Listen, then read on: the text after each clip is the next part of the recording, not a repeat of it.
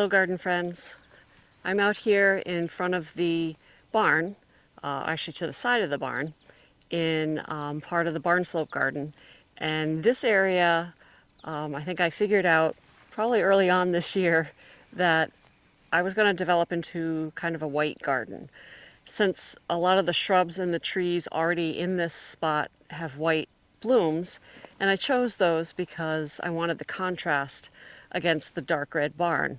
And I thought, darker colors and pinks and reds would just, not contrast with the barn, kind of get muted down by the dark red of the barn. So I thought white would be a nice contrast, and potentially bright yellow as well, but somehow I just stuck with white. And so I just decided to dive into it and convert this corner of the garden into a white garden. And so this spring, early summer, I put in a couple of annuals. I have jasmine scented Nicotiana and some cupcake white cosmos. And they just took off. I wasn't expecting them to get so big, but they've been lovely to see from the kitchen, which is part of the reason I like the white in this garden, is because I can see it from the kitchen and it contrasts against the red barn and just looks really pretty.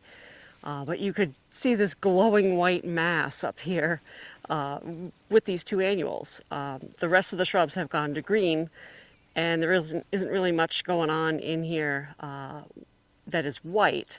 So I want to change that for next year. There's not a lot I can do now. It's mid-August, and our growing season is starting to slow down. This is a really good time to plant things, though. Gives the plants time to establish their roots and get settled in before winter, and then they have a great head start for next year. So what I want to do is, even though these aren't done flowering, the Nicotiana is going to seed already, and they're just starting to wane a little bit and not looking all that great. So I'm going to rip all this out, all the Nicotiana and the cosmos, and I've got a bunch of perennials that I'm going to be planting. All but one won't look like a whole lot right now because they're not blooming. One is, and I'll show you those in a bit. But I'm going to try to place those perennials in this garden in a way that kind of makes sense, and hopefully we'll set this garden up for next year, when hopefully it'll look really nice with the white blooms coming up at different times. This is not sort of the final arrangement of this garden. These are just some perennials that I started from seed or just recently bought that I thought would work here. And then once I get those in, I can kind of see what space I have left, and then think about next spring filling in any of the gaps. The ultimate goal is to try to cover as much of the soil as possible. The shrubs still have a lot of growth to do, which will help cover the soil eventually, but in the meantime I've got to try to keep the soil covered. The other task I want to try to do a little bit, and you can kind of see it in the back here, I have a nishiki willow that I pruned hard in the spring, right down to a little, maybe 2-foot high shrub, and it's like 8 feet tall and wide, at least right now. I'm going to give it a little bit of a trim. Even though it's August, I'm not going to prune it hard. I'm just going to kind of maybe take a foot or so off of it and prune out any of the really long branches to give it a little more shape for fall and winter. And then in the spring, I'm going to prune it back hard. I'm wavering on whether or not this is the right place for this willow. Didn't realize it was going to get as big as it's gotten, so we'll see. But I'll do that today as well. We'll see how far we get. It's late afternoon. It's like 4 o'clock. Clouds are coming in. We do have some rain coming. So I'm thinking if I can at least get all of the annuals out of the garden today, and then come back at it tomorrow and plant what I need to plant. So I guess let's get going.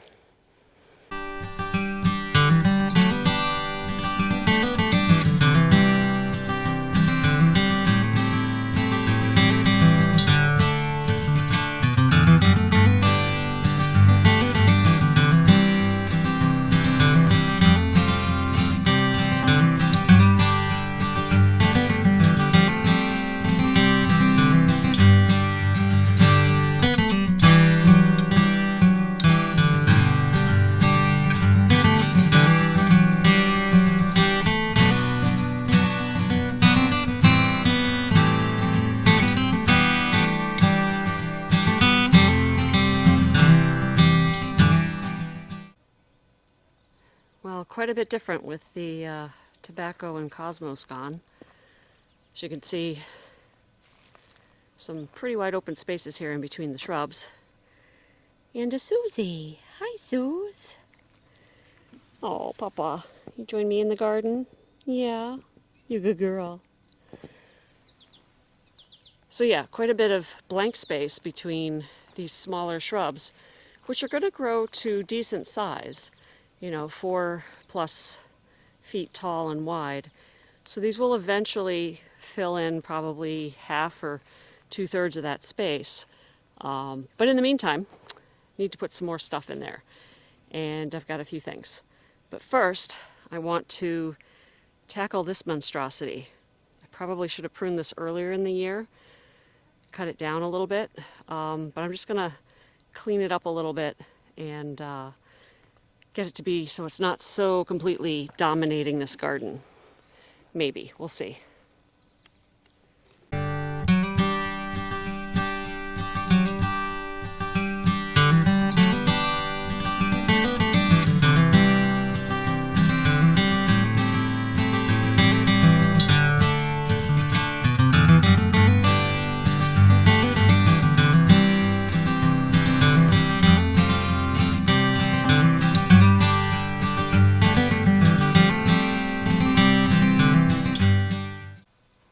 Okay, that's looking a little bit better.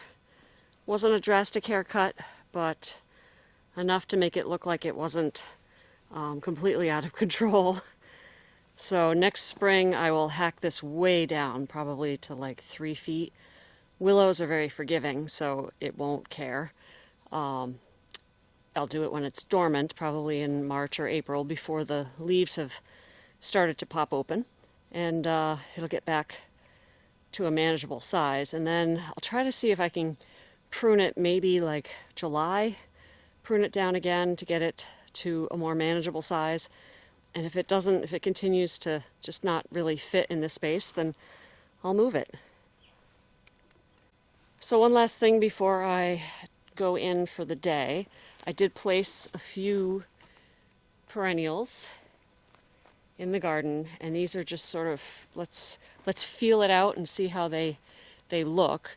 These are Montauk daisies, and I've wanted these for a long time and just could never find them. They're not, they don't seem to be very, very popular in the nurseries here, but I see them a lot on the coast of Massachusetts and New Hampshire.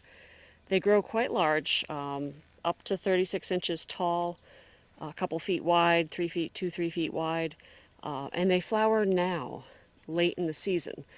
I have Shasta daisies that are going to come up and be planted here, as well as in the pollinator garden. But those bloom in June and July, and they're done now. So I really like these because they are so late in the season, and they offer sort of a late season pollinator source. I see a lot of flies on these. So yeah, I've got 5 of them. I thought I'd do a bunch up here around the mountain laurel, kind of form a little bit of a wall of Montauk daisies, and then scatter 1 or 2 more throughout the bed. And then as these grow, I can certainly split them and spread them around. So that's just one of probably maybe close to a half dozen perennials that I've got in mind to stick in here. So stay tuned. Tomorrow I'll come back and get these planted and hopefully bring up a bunch of other perennials to put in and get this bed squared away for the rest of the season. See you tomorrow. Well, good morning. I'm back out here on the barn slope garden in the white garden, and I'm going to continue today to plant this up and get it set up for next year and hopefully enhance greatly the number of white blooms in here. Yesterday, if you remember, I took out the cupcake white cosmos and the jasmine scented nicotiana, and just sort of casually placed 5 containers of Montauk daisies. And I think I'm pretty satisfied with where these are. It's 4, and then the 5th one is over here. And so today I wanted to place a few other white flowered perennials that I either grew from seed or had in the market garden in the perennial holding row, and try to fill in some more of these spaces. It won't look like much this year, but hopefully it will be setting this garden up for next year and giving us lots of pretty white blooms to carry us through the season. So let me show you what I've got. Back up here without tripping. So the first thing are these wedding candles verbascum, or wedding candles mullein, part of the mullein family. And these, I'll show you, I actually have these in the pollinator border that I've been working on. Big pile of heleniums here. There's one right here that's still in flower. So the wedding candles verbascum has these little candles of white flowers with maroon or purpley red centers. And there's usually multiple stems on each plant, and the bumblebees love them when they're in full flower. They self-sow themselves readily, so I've got dozens and dozens of these. That's a stand that already went by. So the seed heads offer some structural interest even after the seed heads offer some structural interest even after they go by. Although this means, of course, that they will self-sow all over the place, which can be a good thing. The only trick with these, or problem if you will, is they do have a fairly deep taproot. So they are somewhat difficult to transplant, but you can transplant them as long as you heavily water them and continue to water them until they kind of take. But yeah, I thought this would be a fun addition to the garden, to the white garden. Let me come back over here. Now I'm not sure I'm going to plant all of these. I think I have 24 plants. We'll see. I'm probably going to do groups of, 3s and 5s in different spots, and we'll see where that ends up. The second perennial are these white liatris. Again, I started these from seed. They've been suffering in the greenhouse along with the verbascum, and it's time for them to go out. I'm hopeful these are the white ones. I also started purple liatris seeds. There's a little bit of a mix-up in the greenhouse, but I'm pretty sure these are the white ones. So we'll see, I guess, next year when they bloom. If they're not, I will just pop them out for the white ones that may have ended up in the perennial border behind me. So we'll see. These also, again, have spikes of white flowers. So there's a little bit of a theme going on here. And so we'll have to diversify a little bit in my planting next spring. The next item on the list are these Agastaki licorice white plants. Again, started from seed, and they're in 3-inch pots, so they're not suffering quite as bad as the other two that are in wide 6-packs, but they need to go out, as you can see. They're just looking a little bit rough. I've got, 18 plants here. Again, not sure that I'll put all of them in. We'll see. And I will cut these back hard before I put them in, because I don't want to have them support all of this while they're trying to get their roots established in the garden. These are pretty tall, but I thought they would be a pretty addition. The final item are these Shasta daisies, and I don't know the variety. I've had these for a while. These were dug out of the perennial border that I've been working on and stuck into the perennial holding row. I've got a bunch of them. So I dug up 5 clumps for this particular purpose, and we'll spread those throughout the garden. Now, like I explained earlier, yesterday, when I talked about the Montauk daisies, these will bloom much earlier, June into July, and as you can see, they're done. You can deadhead them, cut them back, and you will get somewhat of a second flush, but really they're done by now, especially by August, they are done. And once they're done, the Montauk daisies can take over from them. So I have a little bit of a daisy theme here, daisy collection, and then a bit of a tall white spike collection that are going to go in today, and then I can see how things look and work on getting some more lower mounding white things to fill in lower spaces. Now, because I just dug up these Shasta daisies from the perennial holding row, they are bare roots, so I'm going to work on getting these into the ground first. I'm going to cut them back hard and then try to find appropriate spots for them.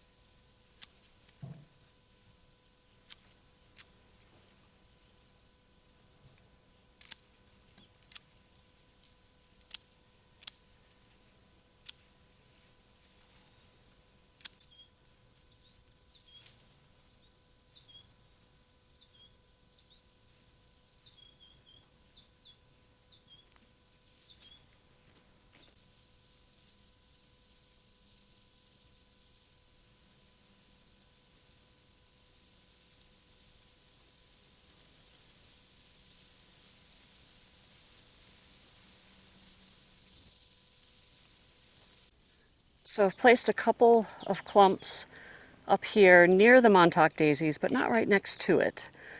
So the display of white will move throughout the season from one side to another. And then back here behind the magnolia, we'll see how these do, because this is in shade in the afternoon, but it does get a good amount of sun most of the morning and into the early afternoon. So I've got 3 clumps right here. Because these are bare root, I'm going to pop these in right now, and also I'm going to pop in the Montauk daisies and then see where we are.